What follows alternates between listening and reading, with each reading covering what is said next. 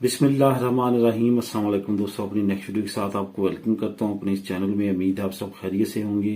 तो चलते हैं आज की अहम न्यूज की जानब। सबसे पहले तो हम एक अहम ऐलान के बारे में बात करेंगे जो कि स्पेन की हुकूमत ने किया है और खास तौर पे सेपे की तरफ से ये अनाउंसमेंट आई है और इसमें काफी अहम मालूमात आप लोगों के साथ शेयर करूंगा और काफी अहम कोर्सेज हैं फ्री ऑफ कास्ट जो कि आप कर सकते हैं और इससे बहुत ज्यादा फायदा ले सकते हैं 2022 में। वो कोर्सेज कौन से हैं, किस तरह से आप उससे जो है फायदा ले सकते हैं, इस पे बात करेंगे। इसके बाद यूरोपीय मुल्क की ताज़ा तरीन सूरत हाल जो कि काफी ज्यादा अहम मालूमात है वो भी आप लोगों के साथ शेयर करूंगा। जल्दी लीगल जल्दी नेशनलिटी वाला यूरोपीय मुल्क जिसके बारे में काफी ज्यादा कमेंट्स आ रहे हैं नए शायद आने वालों की तरफ से कि हम किस मुल्क में आए जहां पे हमें जल्दी लीगल होने के चांसेस हों और जल्दी हमें नेशनलिटी मिल जाए। इसके साथ आखिर में सीता माफिया की बात करेंगे जो कि दोबारा काफी मुतहरक हो चुकी है। सीता निकालना इंतहाई मुश्किल हो चुका है। काफी दोस्तों की तरफ से कमेंट्स भी आ रहे हैं कि सीता किस तरह से निकाला जाए, इस पे बात करेंगे।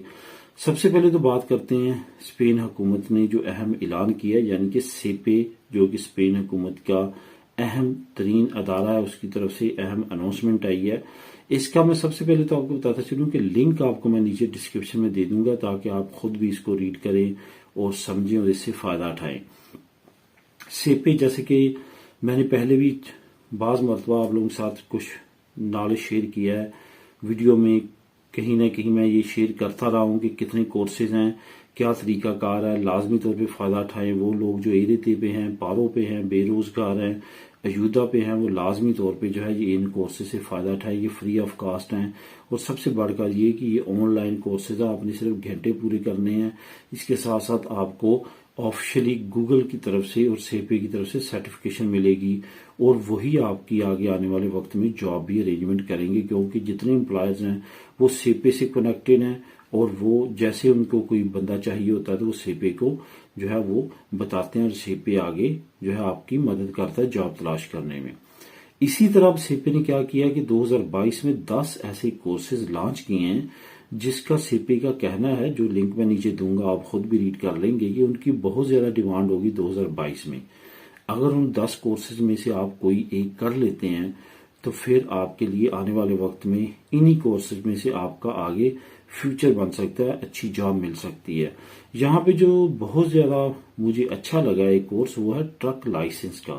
ट्रक लाइसेंस से रिलेटेड आपकी प्रिपरेशन में सेपे मदद करवाने जा रहा है जो कि पहली मरतबा है क्योंकि ट्रक का लाइसेंस जो है ये इंतहाई महंगा है। जितनी लाइसेंस है उनमें से सबसे अगर महंगा लाइसेंस देखा जाए तो वो ट्रक का लाइसेंस है। उसकी वजह यह है कि पहले आपने जो है वो नॉर्मल ट्रक का लाइसेंस करना है, फिर रिमोल्के वाला लाइसेंस प्लस सी जिसको कहते हैं वो करना है। उसके बाद ये सारा कुछ करने से पहले आपने कैप करना है। कैप अगर नहीं करेंगे तो फिर आप लाइसेंस नहीं कर सकेंगे। नीचे जो मैंने लिंक दिया वहां पे आप रीड कर सकेंगे। ये वहां पे ट्रक के लाइसेंस से रिलेटेड आपको काफी घंटे जो है वो उसकी प्रिपरेशन की मदद की जाएगी और यहाँ पे सबसे अच्छी बात यह है कि आपको कैप की भी प्रिपरेशन की मदद की जाएगी। कैप पे मैंने ऑलरेडी एक वीडियो बनाई हुई है जो बहुत डिटेल के साथ है कि कैप असल में क्या है, ये क्यों जरूरी है और ये क्यों मुश्किल है जिसकी वजह से लोग ज्यादा पास नहीं करते। इस पे मैंने ऑलरेडी वीडियो बनाई हुई है। अगर आप उस वीडियो को भी देखना चाहें तो उसका मैं नीचे वीडियो में नीचे डिस्क्रिप्शन में उसका भी लिंक दे दूंगा कैप वीडियो के नाम से, तो वो भी आप क्लिक करके वॉच कर सकेंगे। इस वजह से अब ये जो 10 कोर्सेज हैं वो लोग जो कि अभी एरिते पे हैं, एरिते पे भी अच्छी खासी अभी तादाद है। इसके साथ साथ जो लोग अयूदा ले रहे हैं या जिनको अपने काम के दौरान कुछ घंटे मिल जाते हैं तो वो लाजमी तौर पे इन कोर्सेज को करें ताकि उनके पास सर्टिफिकेशन हो, आने वाले वक्त में वो इन कोर्सेज से फायदा उठा सकें और अपना फ्यूचर बना सकें। यूरोपीय मुल्क की ताज़ा तरीन सूरत हाल क्या है? अगर यहाँ पे यूरोपीय मुल्क में बड़े आजम यूरोपीय मुल्क को देखा जाए तो फिर इंग्लैंड की कंडीशन इस वक्त इंतहाई खराब है। वहां पे ओमिक्रॉन जो है बहुत तेजी के साथ फैल रहा है और वहां की हुकूमत की भी ये हटदर्मी है कि क्रिसमस के बाद, न्यू ईयर के बाद हम रिस्ट्रिक्शंस लगाएंगे, उससे पहले हम कोई भी रिस्ट्रिक्शंस नहीं लगाएंगे। यहाँ पे आपको बताता चलूं इंग्लैंड अभी भी दुनिया में सबसे बड़ा मरकज बन चुका है ओमिक्रॉन का। यहाँ पे डेली बेसिस पे हजारों की तादाद में मरीज जो है वो हॉस्पिटलाइज हो रहे हैं और वहां पे डेथ रेशो भी काफी तेजी के साथ बढ़ रहा है। लेकिन इसके बावजूद बरतानिया की जो हुकूमत है वो रिस्ट्रिक्शंस नहीं लगा रही और ना ही लगाना चाहती है। सिर्फ और सिर्फ दूसरे मालिक से आने वाले लोगों पे काफी ज्यादा रिस्ट्रिक्शंस हैं, उनको काफी ज्यादा गंभीर मराहल से गुजरना पड़ता है जब वो इंग्लैंड जाते हैं। इस वजह से इंग्लैंड में आने वाले वक्त में मजीद खतरात बढ़ सकते हैं ओमिक्रॉन बढ़ने के, खास तौर पे क्रिसमस की ये जो नाइट गुजरी है उसके बाद और न्यू ईयर नाइट जो आने वाली है इसके बाद जब लोगों की गैदरिंग होगी तो ओमिक्रॉन मजीद तेजी के साथ फैल सकता है।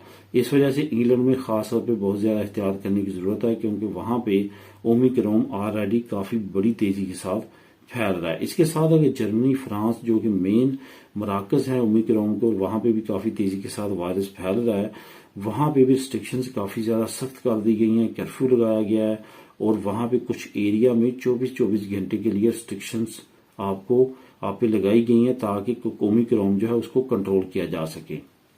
इसके साथ साथ अगर बात करते हैं स्पेन की, जैसे कि आप जानते हैं कि स्पेन में सिर्फ एक ही सूबा है कतलूनिया के जहां पे कर्फ्यू नाफिज किया गया रात 1 बजे से सुबह 6 बजे तक। बाकी अभी तक कोई खास इतनी प्रोविंस नहीं है जहां पे इतनी रिस्ट्रिक्शंस लगाई गई हैं। उसकी यही वजह कि सबसे ज्यादा मरीज इस वक्त ओमिक्रॉन के कतलूनिया में है क्योंकि इंटरनेशनल आमदरफ सबसे ज्यादा कतलूनिया में होने की वजह से कतलूनिया जो है वो काफी ज्यादा मुतासर हुआ है ओमिक्रॉन की वजह से।